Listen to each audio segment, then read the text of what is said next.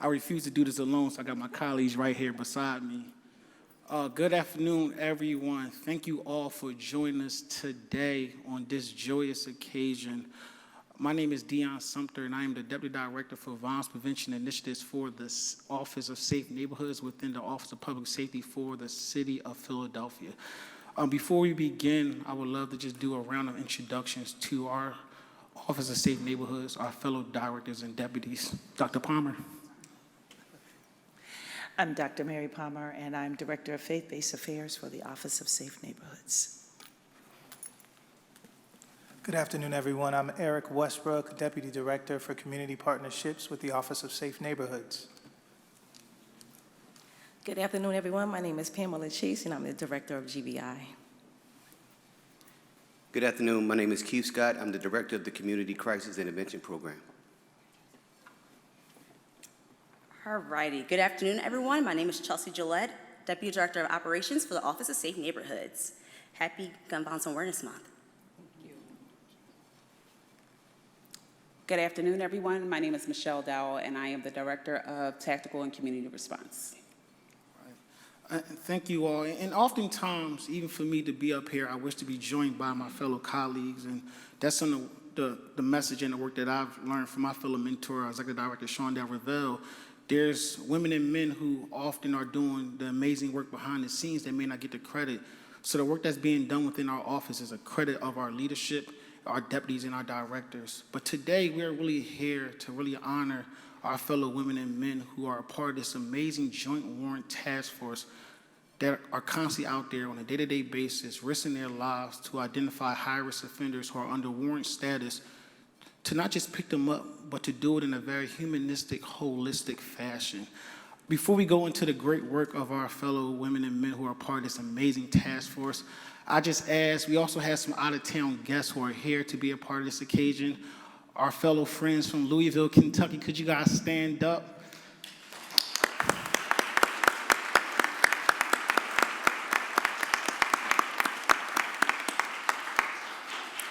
As you know, within the city of Philadelphia, within almost a 3-year span, we lost close to 1,500 lives in the city of Philadelphia. And last year, we saw some historic lows. Those lows are just a product of the collaborative efforts that taken place within the city of Philadelphia from the DA's office, adult probation, juvenile probation, our federal partners, community-based partners within PAN, Eddie House, and IDAY, all across the board. And Louisville is here to learn from our fellow projects and strategies to find ways to be able to have similar success and results in their city. So Louisville, thank you all for traveling so far to be here. Still go Eagles. And in reference to this joint warrant initiative, this was a project that was under a lot of consideration within our office. And our Executive Director, Shondell Ravel, saw a vision of being able to merge worlds of law enforcement partners. Instead of serving warrants alone, why not do it together? While we identify and engage these individuals, not only will we remove them from the home, but let's also find social service resources to ensure that we're able to support them once that fellow breadwinner is removed from that home. I would love to talk further about this task force, but I'm going to allow the man whose vision and imprint has allowed us to be here today. So without further ado, I'd like to introduce our Executive Director, Shondell Ravel.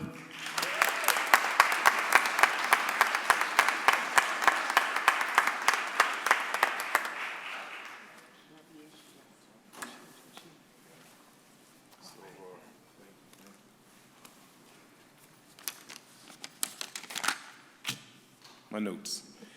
Good afternoon. And as Dion said, this office, was formed with a community lens.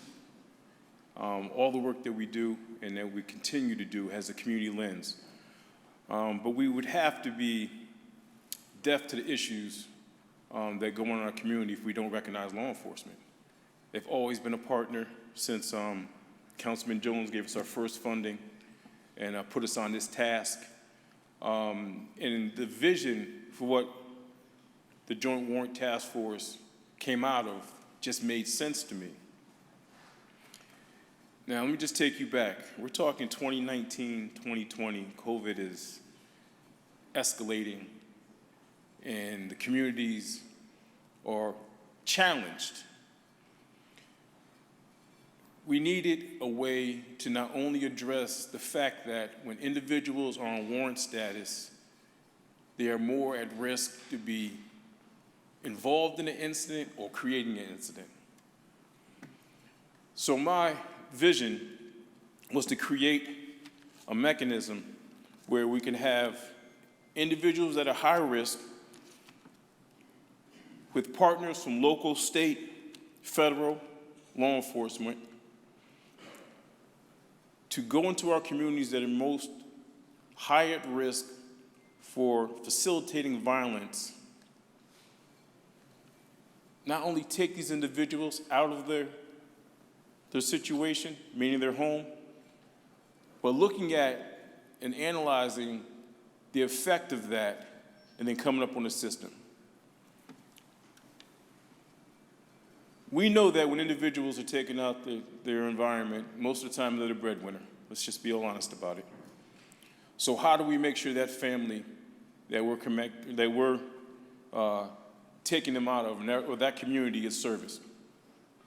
So the vision was to have a social service component to it, to go in and make sure there's an assessment of that family, make sure those families are taken care of from the day one, whether it's providing food, whether it's, in some cases, looking at their situation as far as rent, or maybe relocating them, or maybe buying a refrigerator, or just sitting down and having a simple conversation about what's the process moving forward. So what makes us unique, and I won't belabor it, is we not only take individuals out, but we care about the families and the communities as well. And we continue to do that. So in saying that, I have to give thanks to certain individuals and agencies that made it happen. And I think that's why we're here now. But overall, juvenile probation, Chief Castro Jimenez has been a leader in this. Paul Visa, Deputy Chief Benny Price, incredible support. U.S. Marshals did train us in 2020, but local law enforcement, Sheriff's Department, PPD, they took on the mantle every week, going into the communities that most of them are from. And they continue to not only make it safer, which is one of the main staples of this, but also keep the community whole as possible and fix what is broken. So without further ado, what I want to do is I want to bring up someone who's special to me. And again, as I said, help this office, formerly the Office of Violence Prevention, gave us our first funding and put us on task to where we are today. Councilman Curtis Jones.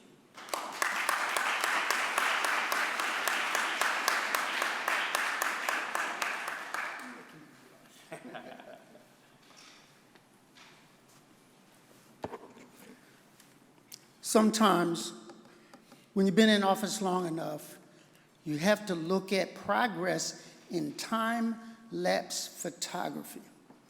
I take you back to a time before this administration, before your office, when we had no cohesive strategy to deal with gun violence, that we knew where we were on the environment, we knew the plan for the city of Philadelphia for economic development, but gun violence prevention wasn't on the top 10 things that we cared about. I used to say that if 300 whales washed up on the shores of the Schuylkill, every marine biologist, even Jacques Cousteau from his grave, would come out and figure out why. But 500 people wound up shot and killed. We didn't have a plan. So take note that I'm thankful for now, today, time-lapse photography. Look at the collaboration just in this room. And when we start looking at the results of the reduction of gun violence, it is because of those collaborations. The second thing that I will say, and I did this under your watch, the right hand of fellowship or the left hand of punishment was very true. We went out on a visit to a high-risk individual, came to his door, and we had the DA, we had the defenders, we had social workers, we had probation, we had job developers there, and this guy just stopped like a deer in the headlights, like, I'm going to jail today. And when he realized that that was the right hand of fellowship, he understood that this city of Philadelphia cared about him enough for him to take a pause away from that risky behavior to see what they had available. And like he said, from diapers to helping out with food, those real things that drive people to do things, we were addressing. And then finally, the results. For those people that didn't experience the 28% reduction in violence, we're going in the right direction, but for them, not fast enough. So we have to keep doing what we're doing. And one of those things in the Joint Task Force is consequences. And I'm going to end on this. I was the chair of the Criminal Justice Reform Committee appointed. Bethel was on it, Keir Gray was on it, and we had a bunch of people working in unison on it. And they said, I'm not going to say who it was, somebody said on the committee, it is racist that you are over-prosecuting, overcharging black and brown people to the degree that we're filling up the prisons. And two things can be true at the same time. That it is equally racist to tell our young kids that they can do whatever they want without consequences. That is unfair to them, that they wake up and find themselves incarcerated because there are consequences. So we have to create that balance of the right hand of fellowship or the left hand of punishment, but the certainty that we are there, the certainty that we collaborate and work on things. Thank you.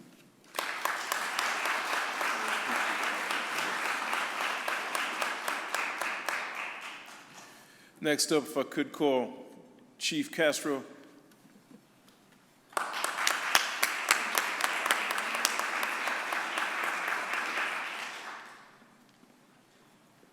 So first, I would like to thank the Mayor Parker, for the recognition. I would like to thank Director Geer and Director Shondell also for the recognition, but I also would like to thank our administrative judge, Judge Walter Olszewski of Family Court. He really has supported us with regard to our endeavors that we have participated in with regard to youth violence and the reduction of youth violence. Our statutory mandate is balance and restorative justice, and one of the key principles in balance and restorative justice is to assure that we protect the community from delinquency, but also hold youth accountable.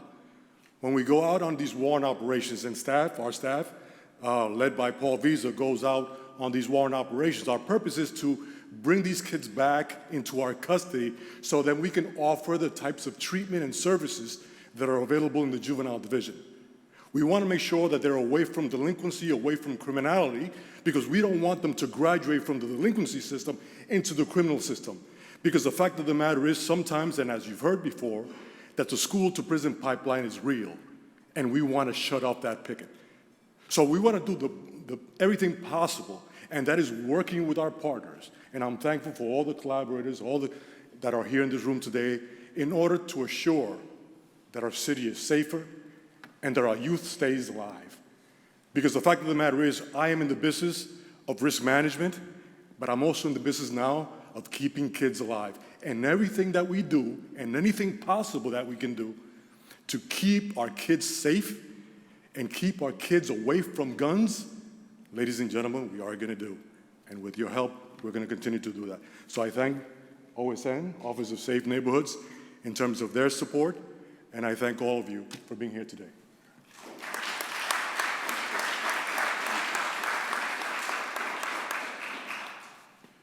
Next up, I would like to bring an department that, without saying, has always told the line.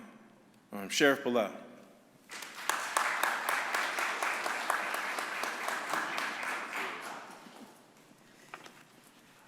Good afternoon. Bring my people up here. I'm so proud of them. You just don't know. I'm Sheriff Rochelle Bilal for the City and County of Philadelphia. The Juvenile Warrant Apprehension Task Force, JWAT, I like that name, is a vital joint initiative focused on supporting juvenile probation and removing wanted individuals from our streets to make our community safer. This collaboration underscores our commitment to public safety and accountability. As Sheriff of the City and County, our recently released term report highlights the significant number of warrants served and executed by the Philadelphia Sheriff's Office. I am proud of the dedicated work of our deputies and their ongoing collaboration with local, state, and federal law enforcement partners. Together, we are making real progress and protecting the people of Philadelphia and ensuring justice is served. We can never do this alone. No one person can stop the violence in our city. So in the spirit of what the mayor continuously says, one Philly, when we work together, we get the job done.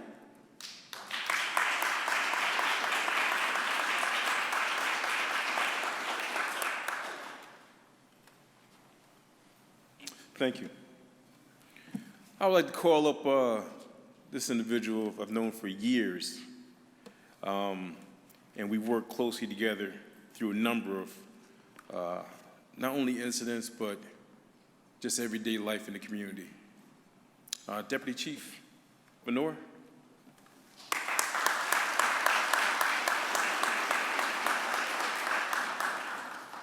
Very briefly, I'd just like to, on behalf of the police commissioner, thank the members of the task force, the Office of Safe Neighborhoods, and all our partners, federal, state, and local. Since its inception, this task force, this joint warrant task force, has been a great tool in our toolbox to address violent crime.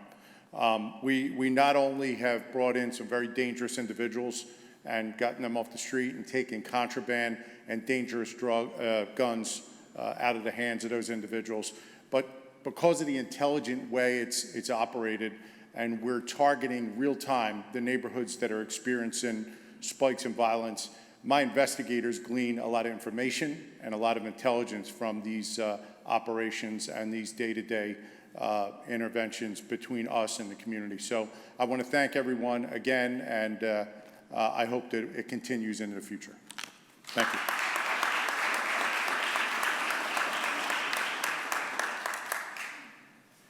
This next individual has always supported our office, gives me a shoulder to lean on when the days get rough, and he is my boss, Chief Adam Gear. This is going to take a minute, but I want everyone from Office of Public Safety to come up and stand with me. So if you're on my team, if you're in OPS, yes, make your way up to the front of the room. It's important for me to stand with you because you all are doing the work. All right, now. And by the way, this is an orange tie. I don't care what anyone says. I looked, crowd in, come on in. I looked for an orange tie for about an hour, and I just could not find one at any of our fine department stores here. Looking good, right? These are the members of the Office of Public Safety in our various agencies. It's important for me, and I try and do it as often as I can, to lift them up. This is tough work. We are in our tough season. It is not easy when you get the calls, when you see the messages popping up on the phone about what we're being called to. Gee, you know what I'm saying? It is difficult work, and there really are no days off. And there are no days off right now. Now, we had a meeting recently where I tried to impart on my team how important it is to take some pauses, be with your family. My thing is running. I like to get out there and run to get my mind where it needs to be. But the reality of it is these people are drawn to the work, and no matter what I say, I know that it is their passion and it is their life's work to be available for our communities and to do the work so that we do have the safest city big city in the country, and we can do that. The partners who you see around me and in this room, and I'll call out again, George Mosey, a mentor of mine from PAN, G. Lamar from the DA's office, we have Anton Moore. Take a look around this room. Take a look at the folks behind me. We have incredible talent and people who are just passionate about the work in our communities. This is the greatest city, make no doubt about it, in the world. Best food, best people, best sports teams, best everything. And we know again that we have some visitors here, and they're going to hear that over and over and over. The reality of it is, we also have some unfinished business. We have work to do.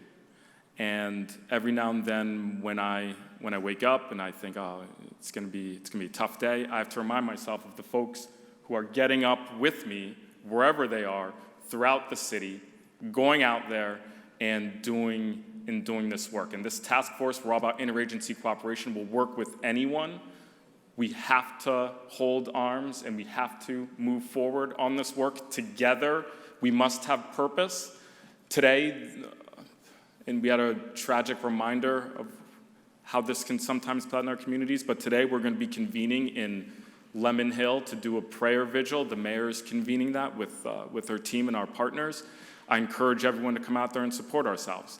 There are going to be some bad moments as we move forward and as we continue towards that promised land of what we all want. There are going to be some bad times, but we will come together as one, as we will tonight. We will not let, as the mayor said, a few folks hold this city hostage. And I'll say it again, that's an emotional hostage, it's a psychological hostage, and it's also the physical hostage. Come out, have fun. I'm going to do Parks on Tap. If you've never done Parks on Tap, it's a tremendous event. Go out, have fun, support each other. Do not let these few, when it happens, get inside the head. Do not do it. We are stronger than that. We know where we're going, and we will get there. So this is my opportunity to just, again, thank my team, thank these partners, thank the interagency cooperation. We will get there, and we will get back to work, and I hope to see many of you tonight. So thanks so much. Thank you, team. Murphy, you got right on me, huh? You got right on me.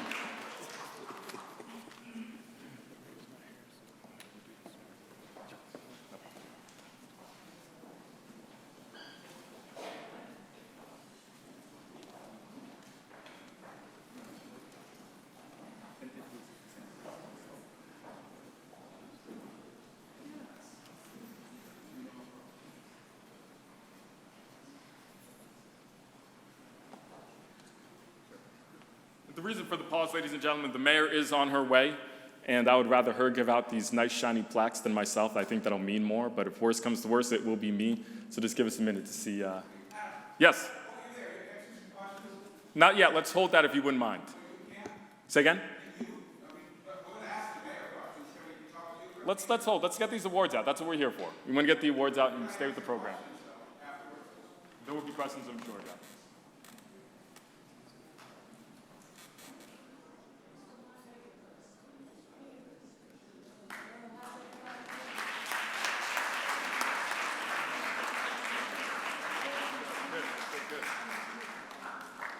Always worth the wait. I just wanted to tell a quick, just a quick little tidbit here, if I may, just take a little bit of a luxury here. It is such a pleasure working for this mayor, ladies and gentlemen. Since day one, she has set the tone with our administration.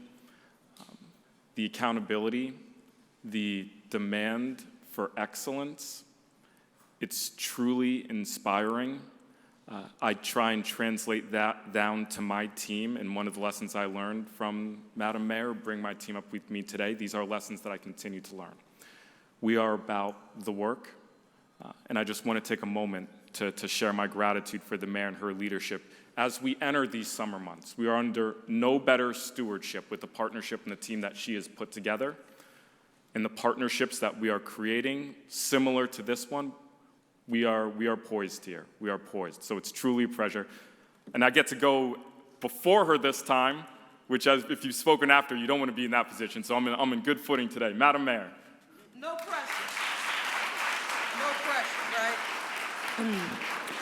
right? But you all don't get a chance to sit over there, so I need all of you to come over here with me. So Shondell and Gear, Dion, and Deputy Commissioner Venor, Sheriff. Let me just start by saying good afternoon to each of you. I want to specifically thank, and I do want to just shout out these departments, you know, by name. The Philadelphia Sheriff's Office, we have a number of inspectors, sergeant, deputies who are here, K-9 deputies, Jet Police. I wanted to meet her. Is Tamika Allen here? I want to see who you are. Now I get a chance to see who you are. All right. Thank you. Thank you, Lieutenant. Deputy Commissioner Venor, you know how much we count on you. All of our juvenile folks from juvenile probation and adult probation and parole, I want you to know I appreciate each of you, and to all of the advocates who are here on today, many of whom I call when times are good, but they always hear from me when we're talking through challenges. Anton, thank you for answering the phone, no matter the time. G. Lamar, G, come on up here with us. I'm sorry, G. Lamar Stewart, he's from, I'm going to be formal, from the longtime advocate. I want to thank you all for giving me the opportunity to speak here on today during Gun Violence Awareness Month. This is a time when we come together to reflect on how violence impacts us all, and more importantly, to a continuous reminder of the importance of us all taking action. In Philadelphia, you know, we know all too well the toll that gun violence takes on families, neighborhoods, and our futures, to be quite frank. But what we don't always lift up, that we can never forget, even when we're in the midst of a crisis like the one we recently had here in our city, the quietly and the folks working quietly and tirelessly behind the scenes to change that reality. And the Joint Warrant Apprehension Task Force, the JWAT, where are those folks here in the room? If you're here and you're part, raise your hand, so just stand up so people can see you. Actually, you should all come on up here. Come on up here. Come on up here. Come on up here. This year, come on up here, please. Led by the Office of Safe Neighborhoods, this initiative was actually born out of tragedy. Some of you may remember that in October of 2019, a 2-year-old girl was shot and killed. And that moment demanded a coordinated and strategic response to that crisis at hand. In the Office of Safe Neighborhoods, they answered that call. Since that time, the Joint Warrant and Apprehension Task Force has become a model for what we usually in the past, you know, we hadn't done well, but as a result of the model that they've established, that cross-collaboration between local, state, and federal agencies, including the police department, adult and juvenile probation, the sheriff's office, and the Pennsylvania Attorney General's office. Where's our AG's office? Are they here? Come on up here. Come on up here, please. AG Sunday from day one. He's been Johnny on the spot. So what have we been able to see in action over the last year? 60 dedicated members of the task force, they carried out more than 700 enforcement actions, leading to hundreds of arrests, numerous firearms recovered, and significant amounts of illicit funds seized. I asked them to come all up because you see the elected officials standing here, and we're usually the ones you see communicating, but when you start from the ground up like I have, I respect the people who do the work on the daily basis, and it's important that you put a name to a face. So this is, during this Gun Violence Awareness Month, we honor people no longer here with us on earth, and we also honor those who are working tirelessly every day to ensure that no more lives needlessly should be taken. So to the task force and all of our partners, I want to say thank you. You hear from my mouth directly to your ears. I'm not going to see you enough, talk to you enough to say it to you, but every time you are working to do your job on a daily basis, I need you to remember that the mayor can't succeed. Philadelphia can't succeed in stemming the tide of gun violence in the city of Philadelphia without your work. And I represent that for you, and I say it publicly, and I want to affirm it here on today. We can't do this work without you. So Philadelphia, these are the people we want you paying attention to. I also want to say this. I had a meeting this morning, Anton, with the Bar Association. And then I went to the Enquirer's editorial board to talk about some projects that we are working on here in the city. And intergovernmental collaboration came up, but we were talking about, how do we stem the tide of violence? That issue came up as well while I was talking about housing. We have to use every tool in the toolbox. And that means we have to do everything we can to put people on a path to self-sufficiency. So when you hear Adam Geer, who handles everything outside of enforcement, he does all of the prevention and the intervention work. The $25 million in funding that the city of Philadelphia, working in partnership with our city council, led by Council President Kenyatta Johnson, who's been a leader in this space long before it was popular. Give him a round of applause, please. They wanted to sort of, what's the one thing, right? Everybody's always looking for, it's not a one thing. It's a comprehensive approach. It's putting people on a path of self-sufficiency. It's giving people access to a skill and to a career. Anton, what I'm watching you to do with that automotive academy, along with the carpenter's training, give me access to a skill where I can earn a living wage, have access to health care and a retirement security, and then you won't have to worry about me doing anything else.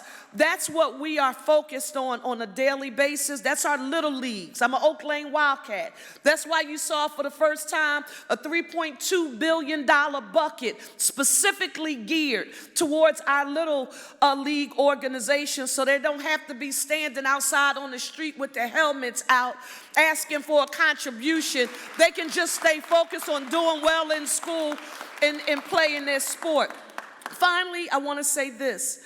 I am a product of very humble beginnings. I lost my mother at 11. My biological father was not a consistent part of my life. If you ever hear me referring to mommy and daddy, I'm referring to my grandmother and my grandfather. I want us to keep that in mind when we start thinking about our young people and we start thinking about parental responsibility. It is extremely important, but I want us to remember that not all of our young people are starting the race of life at the starting line. Some people are starting 300 meters behind because their life is not a crystal stair. And it's not perfect at home for them. It's not a Cosby home environment or Leave It to Beaver.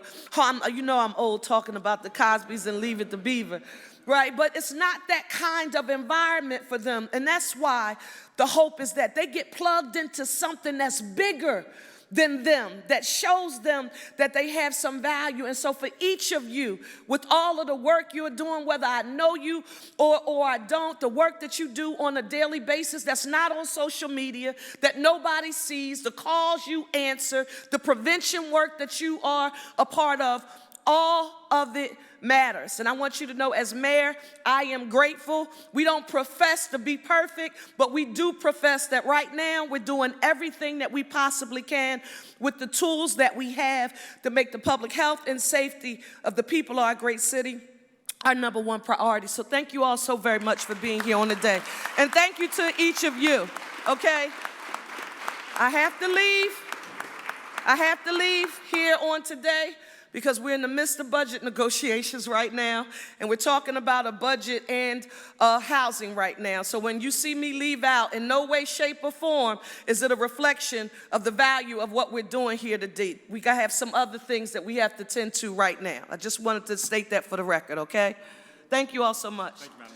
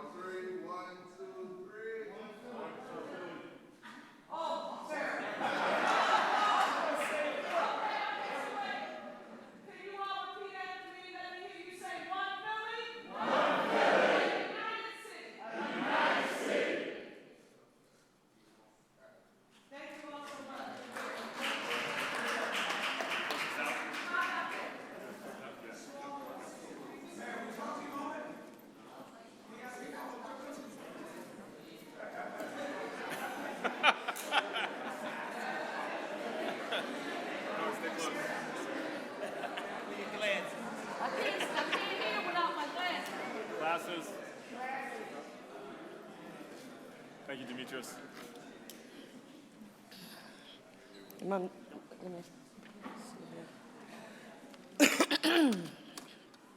Jeff, I want to start with Jeff.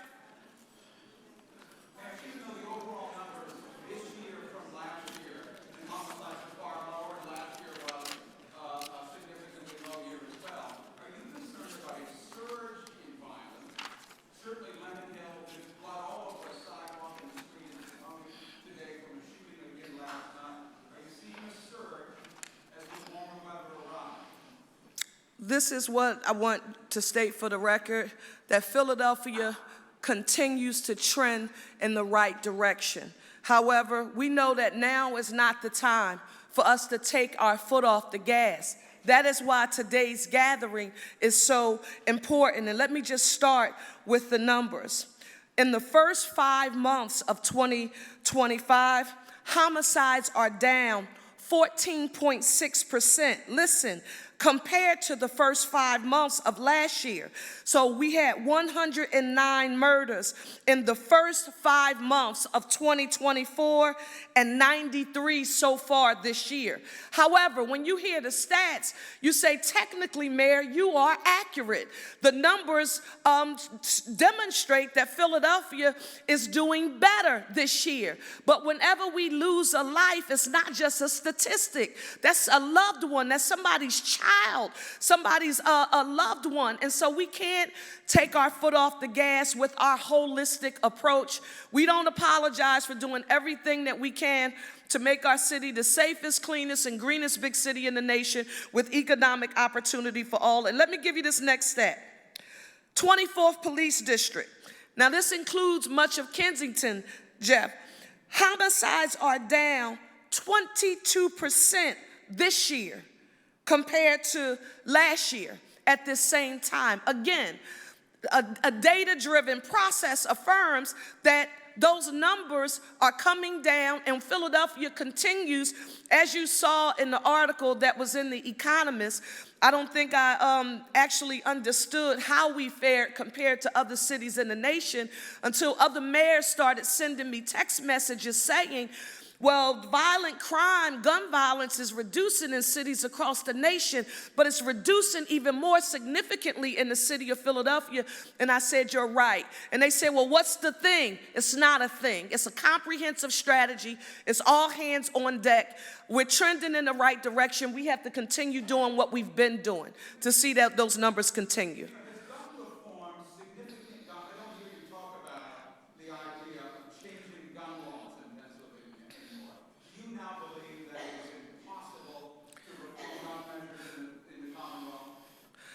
Jeff, you've seen me in public life for a very long time, and I'm an eternal optimist. And the one thing that I will never stop doing for anything that I believe in is fighting for it, because it's the only way that I know how to achieve success in anything that we do. We have to continue fighting to control the flow of not just illegal handguns, but I'm talking about the accessories. And I have to give this to Deputy Commissioner Venor and Commissioner Bethel, who now have me paying attention to the sounds of, I've called it wartime ammunition, that the switches that you heard me describe that are being attached to weapons that are being used right now. So we have to continue at the federal, state, and even the local level to advocate for responsible reforms of our gun laws. Let me just give you an example of one that I champion, like the mandatory reporting of lost and stolen guns. For the life of me, I want you to tell me why, if you own a gun just like you own a car, if your car is stolen, you have to report your car stolen to your insurance company. Why can't the same thing happen for guns? Yeah, but the legislature at the state, and I'm talking about states across the nation, and even our federal government. Because you've tried something once, it does not mean that you give up that process. I served in the Pennsylvania General Assembly, Jeff, for 10 years. I remember a piece of legislation that I worked on that took me 6.5 years. It was legislation to address the issue of sexual assault and allowing experts to testify in cases of sexual assault, because it was illegal here in the Commonwealth of Pennsylvania because of some court legal precedents. It took us 6.5 years, but we continued to work on it. So we don't ever stop fighting, and we don't ever stop trying, and we have to continue moving in that direction. But I'm thinking about every town. I'm thinking about national organizations that continue to advocate at the national and the state level. I used to be a part of something called SLAIC. It was state legislators against illegal guns. That's the every town constituency. So people are still fighting across this nation, and we have to continue moving in that direction. Yes.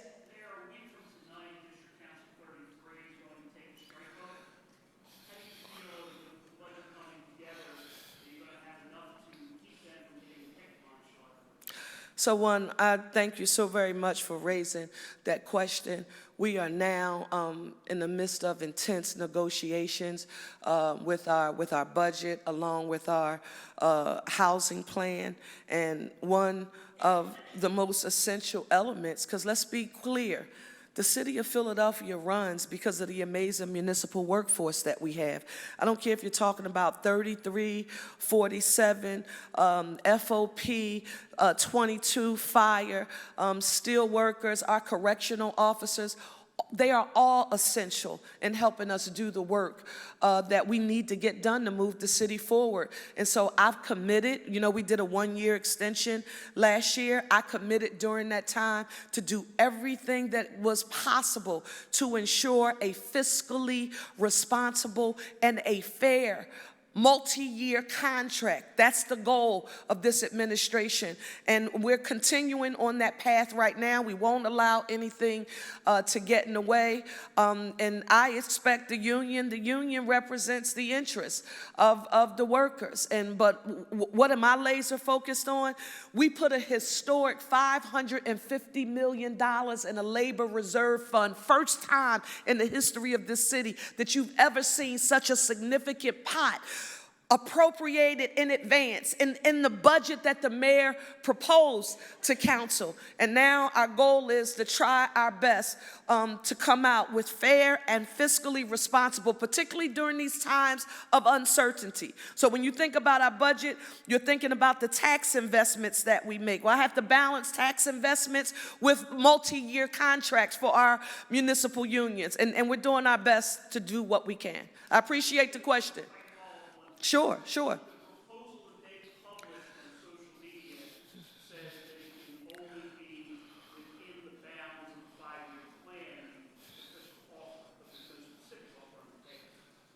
So I'll say this to you, despite what you may have read or who posted what on social media, I can only affirm to you that we are doing our best at the negotiating table with all of our municipal unions. The part that's very transparent and readily available for public consumption is that $550 million number. I want you to think about that. For the first time in the history of this city, you see $550 million in a labor reserve being proposed in the budget that we introduced, with the priority that I've said from day one: ensuring retirement security for our municipal workforce, especially right now, and then seeing what's been happening to the federal workforce and others across this country. But it has to be done in a fiscally responsible manner, and that's what we're working on doing right now. So I'm never giving up. Right, this Philadelphia is a labor and a union town, and I've been a pro-labor, pro-worker, pro-union elected official since before I was elected. I'm talking about just as an individual, and nothing about that has changed. But it has to be fiscally responsible, and that's what we're doing our best to get done right now. Yes, ma'am.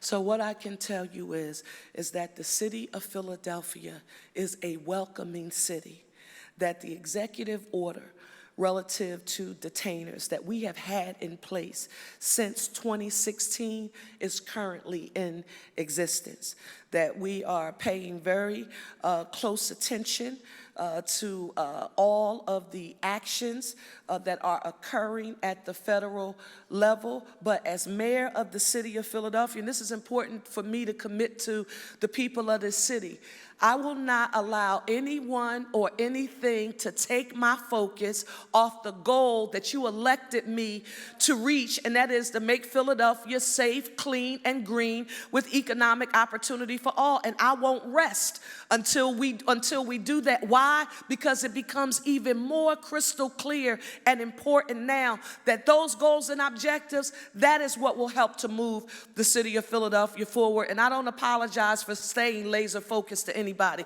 Thank you so very much for your time.